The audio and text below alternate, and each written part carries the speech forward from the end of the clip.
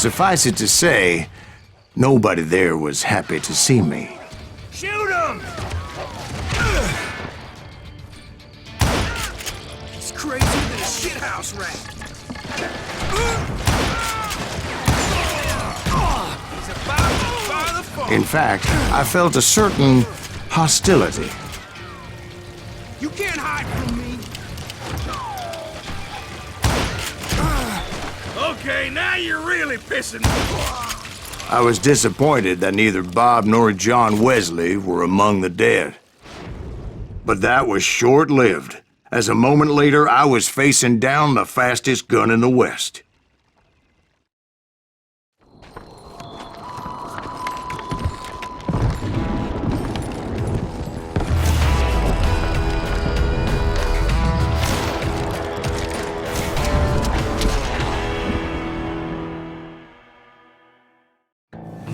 I felt a bolt of adrenaline, or maybe that was fear. He was well known for his tricks, and I knew I'd need my own if I was ever to defeat him.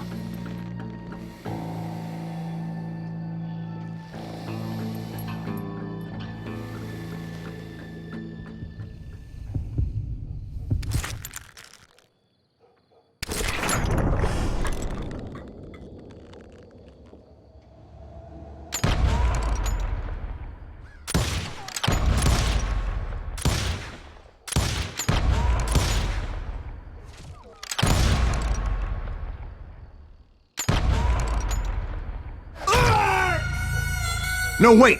He didn't hit me then. I'm sure of it.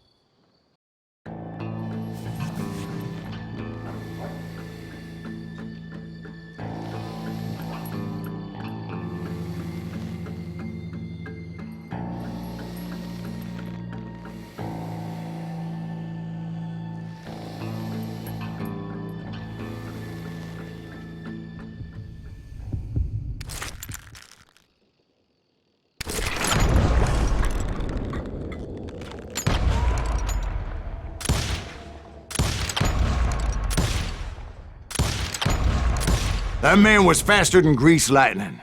But being inebriated as he was, he didn't count his shots. And now, he was at my mercy.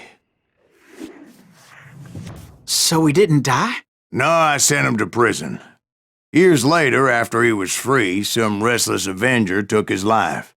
Shot him in the back in a saloon just like this one. Anybody up for another beer? Ben?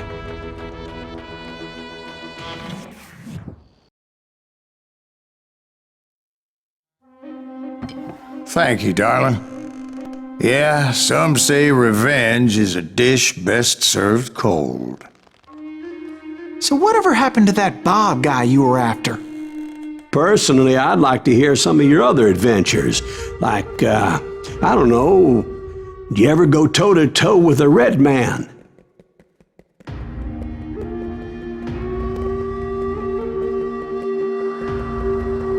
Yes, I did, Ben.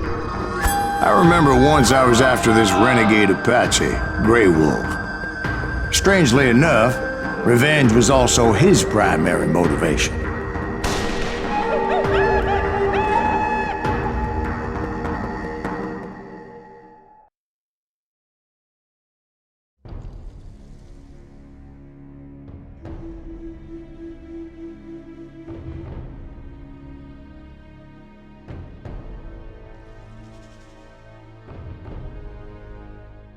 A bounty was put on Grey Wolf's head, and that's how I came to hunt him in the mountains. Mountains so high they tickled the nether regions of heaven.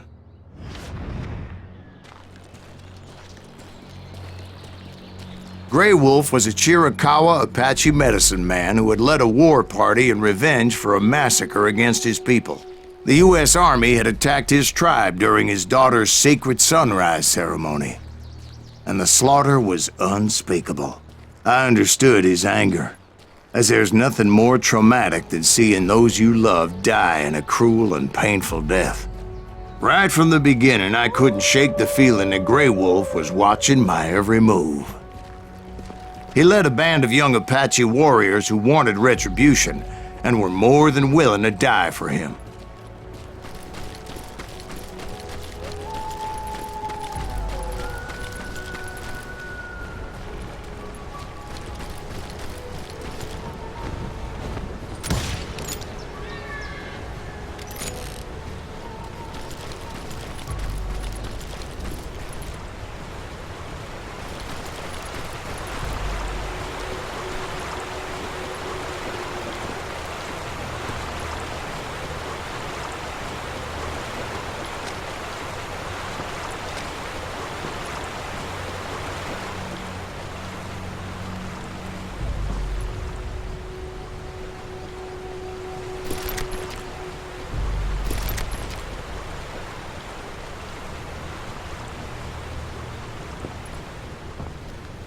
They saw me before I saw them.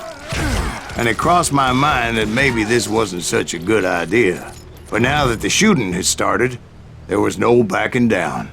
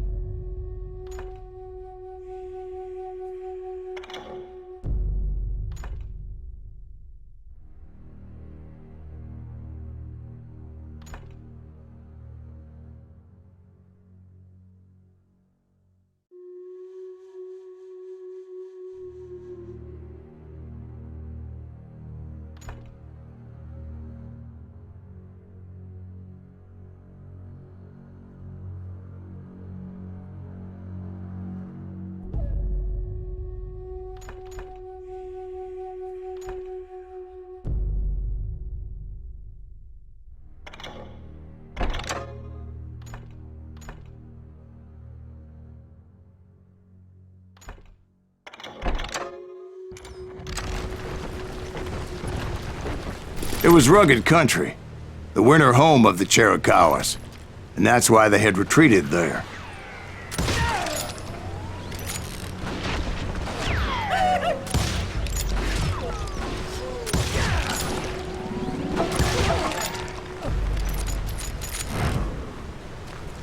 I admit to having some regrets about going after them the way I did.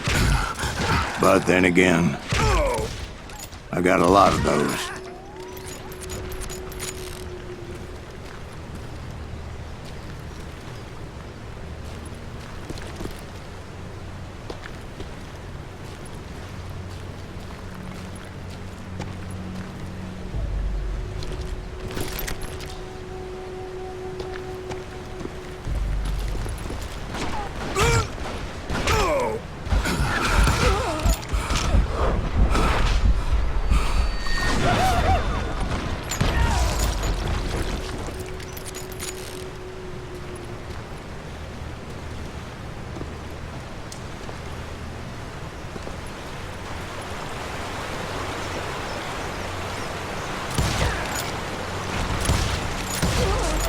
Did you find Grey Wolf? Not at that moment, but I did find the entrance to their hideout.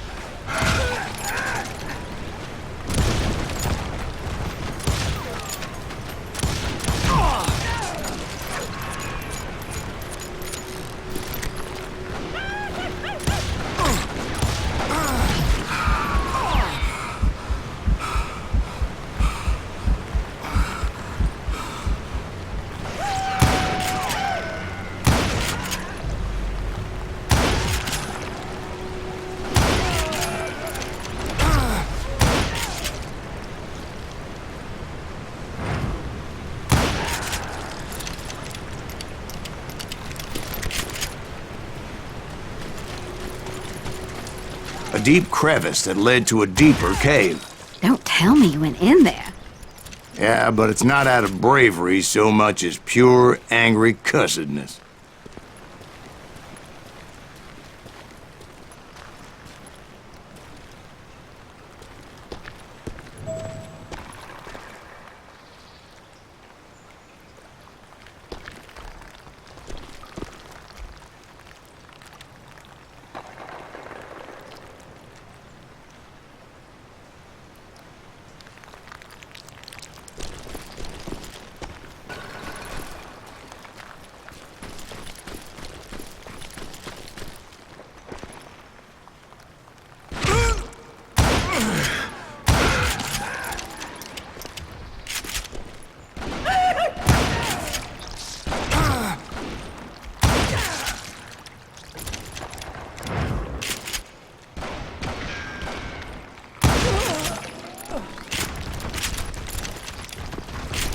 See, back then, I had a stubborn streak a mile wide, and I wasn't about to back down.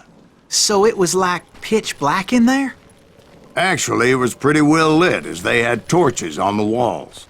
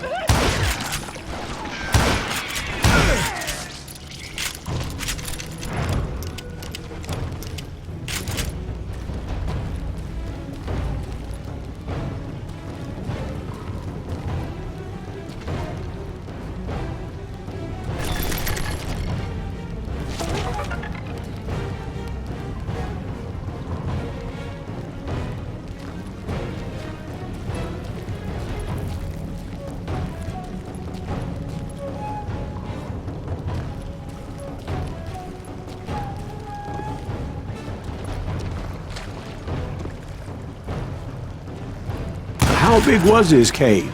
Big as hell, Ben. Chiricahua had hid out there during the Indian Wars.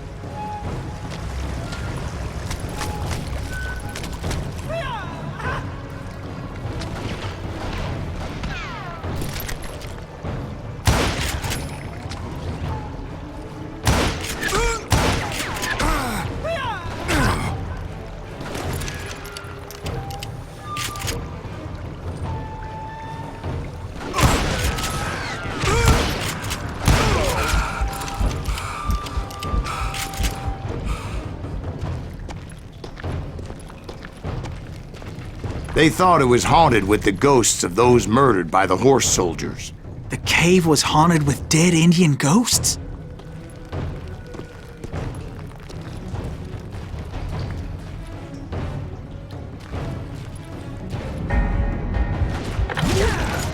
To be honest, I was more concerned with the live ones than the dead ones.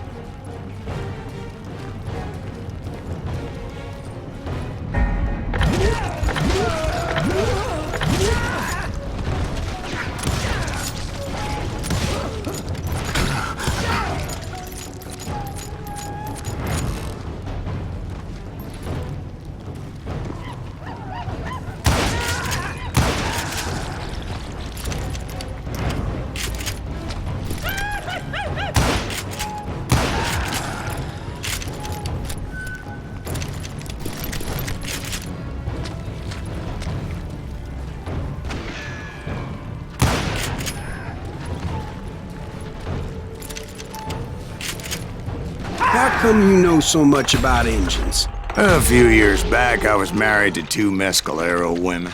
At the same time? Yeah, they were sisters. Polygyny is traditional among the Mescalero. So what happened? Oh, I had to get out of there. Those girls never shut up. Both of them nagging at me all the time. Drove me half crazy. Haven't seen them since. No, I mean, what happened with Grey Wolf? Oh, well, I pursued him into the Cave of Death.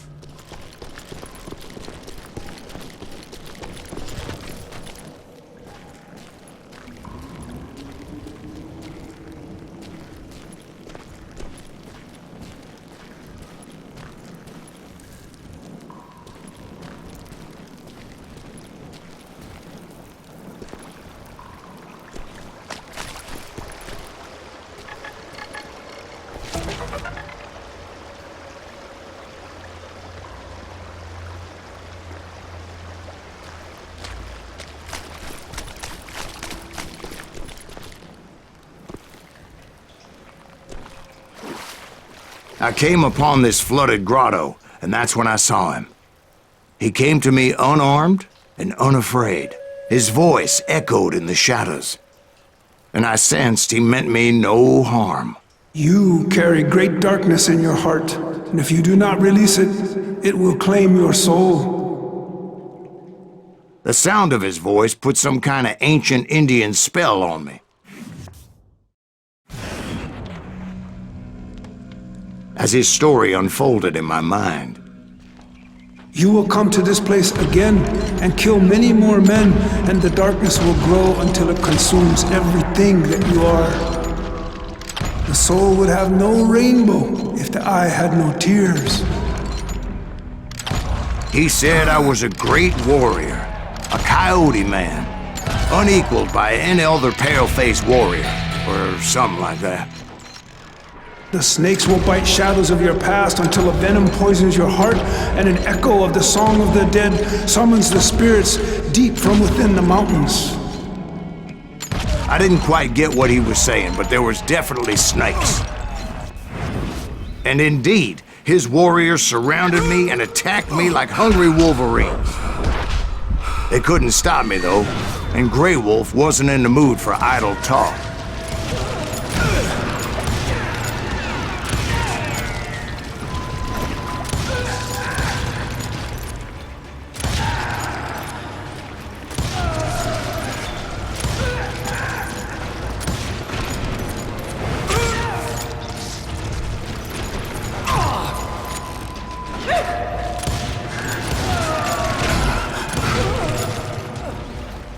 I swear I couldn't see any way out of this trap.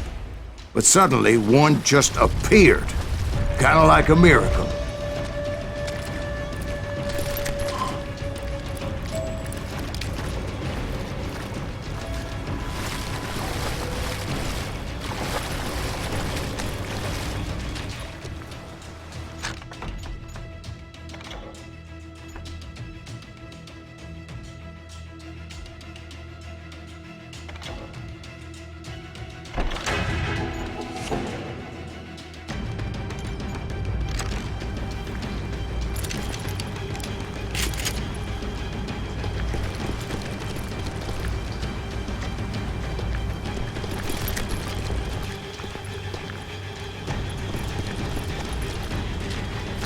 I felt like I would be lost in that damn cave forever.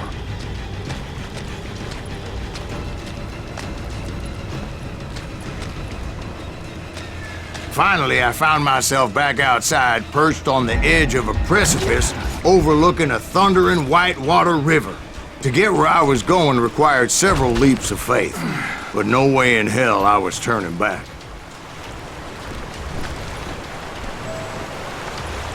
I chased after him, determined to make him explain the meaning of all that mumbo-jumbo.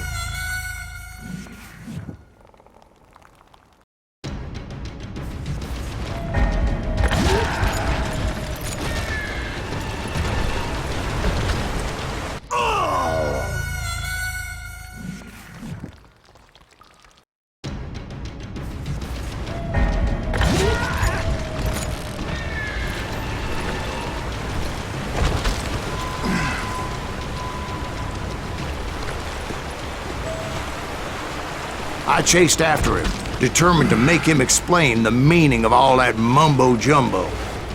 Mumbo-jumbo's right. Are you making this all up as you go? A few details may be fuzzy, brother, but I am relating exactly what happened to me. There were dozens of Apache warriors aiming at me from on high. Dozens? Well, maybe not dozens, but there was a lot of them. At least 3 or 4. Well, more than that, little lady.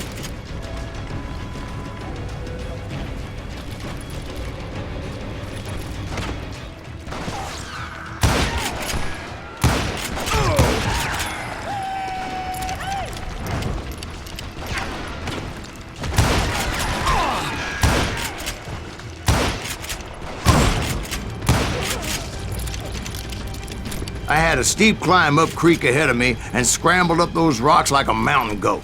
I was determined to locate Grey Wolf and find out exactly what the hell he was trying to tell me. And wouldn't you know it, that crafty son of a bitch led me right into a trap. What kind of trap? Well, son, there had to be at least 100 Apaches surrounding me. 100? God be my witness. Oh, come on. Who you kidding? Hey, I believe you. Come on, tell us how it ended. All right, but I'm not gonna drag this out. Where were we? You were surrounded by 100 Apache warriors.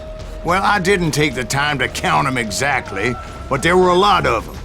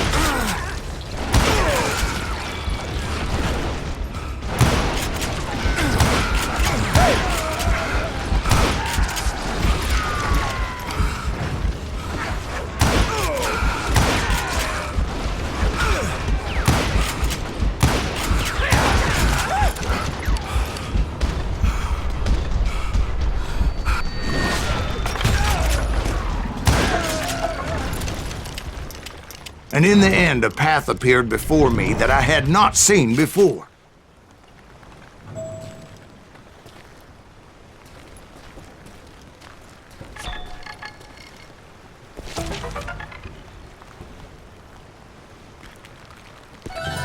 I followed it as I desperately needed to find out what Grey Wolf was trying to tell me.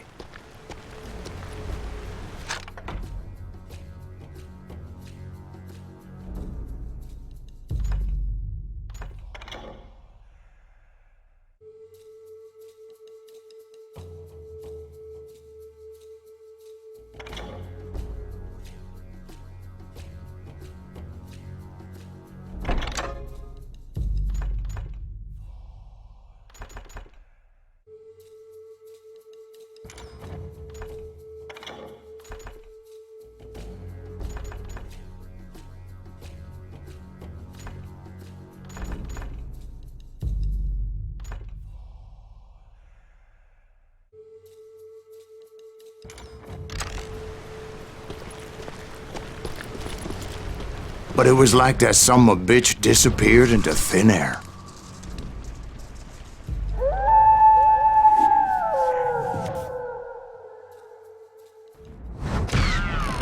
Never did find him. And never did collect my goddamn bounty.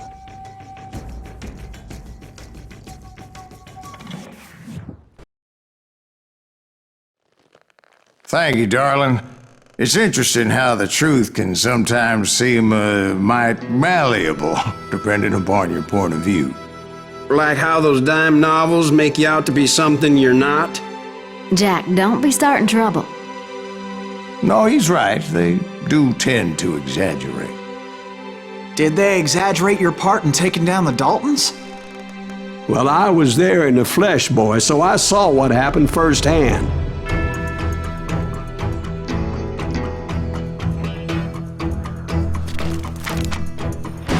Those Daltons were lawmen once, before they all went bad, robbing banks and trains clear across the territory. Until Coffeeville, of course. I was one of the citizens who took up arms that day. Fighting on the side of the right? I did my best, sir. We all did.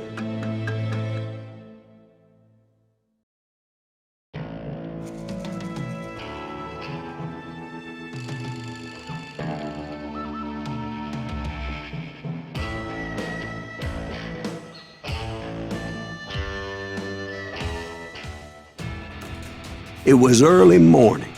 One of my friends was a local gunsmith, and he handed out firearms to anybody who'd take one. You see, the Daltons got it in their heads to rob 2 banks at the same time. 2 banks on the same damn street. Get him, boys!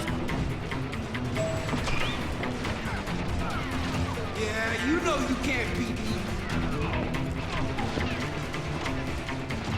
Shoot him, Emmett!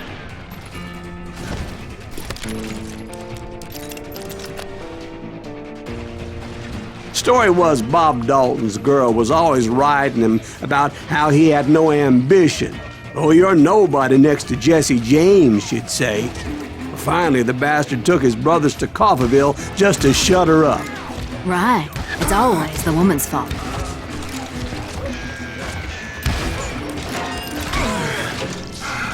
Well, the locals recognized the Daltons right off. Before they could get away, half the town took up arms to defend their property. Their first mistake was pulling a job in their own damn hometown.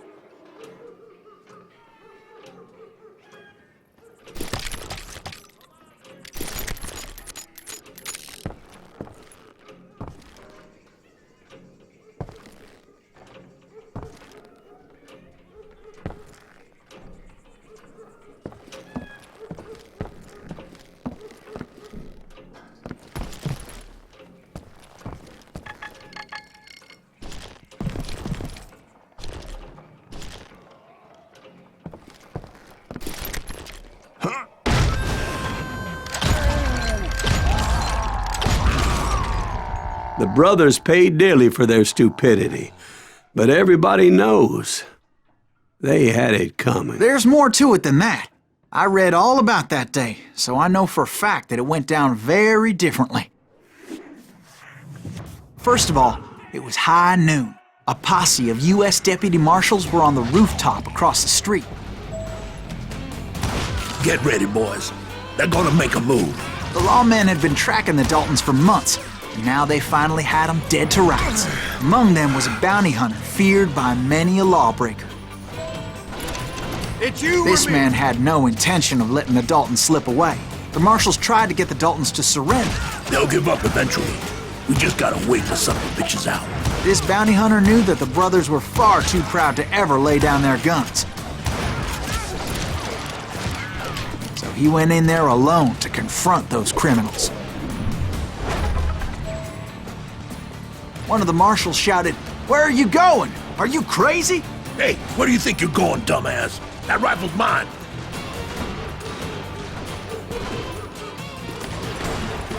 But he paid him no mind.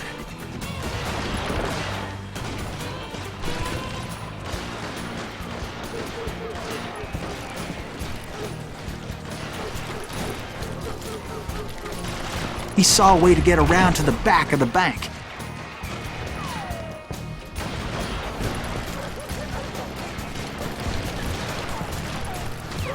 Then he figured out how to hit the Daltons from a direction they weren't expecting.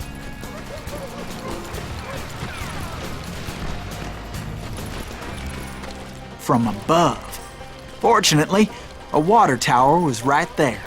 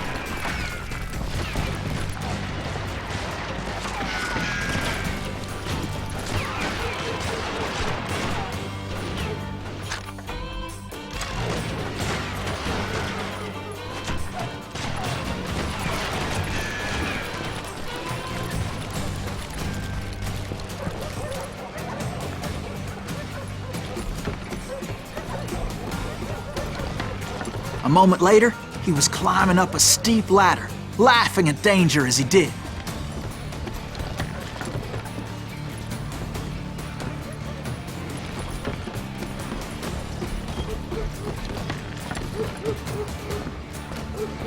It was brave men like him who risked their lives to tame this wild country.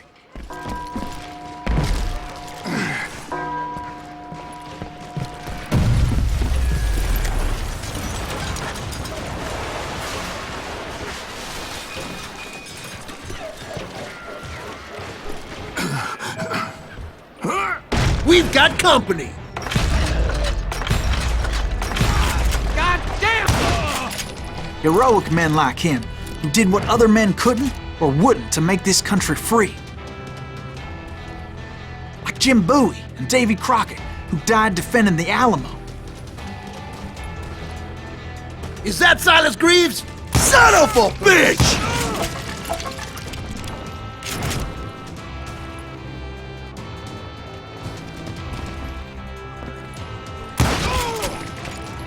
Had enough?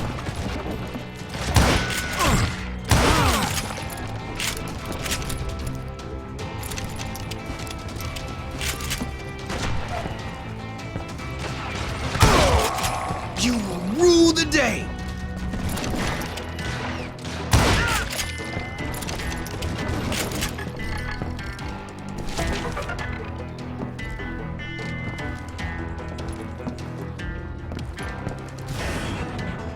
Over there!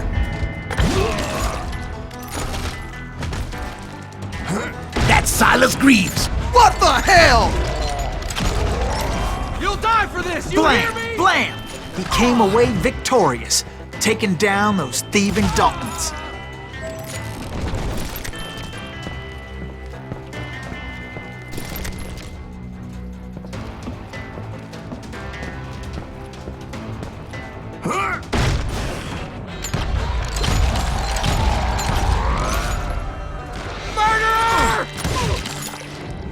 His name was Sайлас Gривз, and when the dust finally settled, he was the last man standing.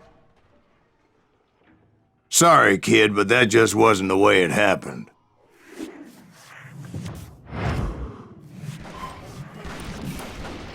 It was early evening, not high noon.